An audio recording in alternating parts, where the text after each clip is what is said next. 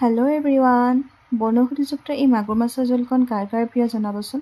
আমাৰ ঘৰৰ পিছে সকলোৰে প্ৰিয় দেই। মা, দেউতা, দাদা আমি গোটেইকেইটাই এইবিধ খাই ভাল পাওঁ। আজি মই আপোনালোকৰ বাবে এটা কুৱেশ্যন লৈ আহিছোঁ। কুৱেশ্যন নহয়, অসমীয়াত ক'বলৈ গ'লে সাঁথৰ। আপোনাৰ এনে এটা বস্তু আছে যিটো আপোনাতকৈ আনেহে বেছি ব্যৱহাৰ কৰে। বস্তুটো কি বাৰু কমেণ্ট বক্সত জনাবচোন। আহক এতিয়া ভিডিঅ'টো মাজলৈ যাওঁ। মাছখিনি অলপ ৰঙচুৱা হোৱালৈকে ফ্ৰাই কৰি লৈ এতিয়া কাটি ৰখা আলুখিনি তাতে দি অলপমান ফ্ৰাই কৰি লৈছোঁ।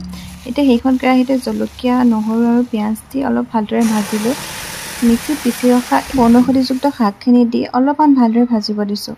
তাত মই নিমখ হালধি পৰিমাণ জোখত দি অলপমান ভালদৰে ভাজিবলৈ এৰি দিছোঁ। তাতে মই ফ্ৰাই কৰি ৰখা আলুখিনিও দিছোঁ। আলুখিনি দি অলপমান ঢাকনা মাৰি সিজিবৰ বাবে এৰি দিছোঁ, যাতে পানীখিনি ভালদৰে শুকাই যায়। অলপমান কম পৰিমাণে জালুকৰ গুড়াও দিছিলোঁ। এতিয়া উতলাই ৰখা গৰম পানীখিনি তাতে দি তাত মই ফ্ৰাই কৰি ৰখা মাছখিনিও দি দিছোঁ। ভালদৰে এটা উতল অহাৰ পাছত পৰিৱেশনৰ বাবে সাজোঁ। আহক এতিয়া ভালদৰে পৰিৱেশন কৰোঁ। বনৌষধিযুক্ত এই জোলকণে শৰীৰৰ বিভিন্ন ৰোগৰ পৰা হাত সাৰিবলৈ সহায় কৰে। হয়নে নহয় জনাবচোন ইয়াৰ উপকাৰিতাসমূহ।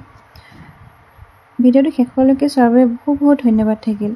আপোনালোকৰ মাজত যদি কিবা এনেকুৱা ৰেচিপি থাকে মোক কমেণ্ট বক্সত কমেণ্ট এটা কৰি জনাবচোন।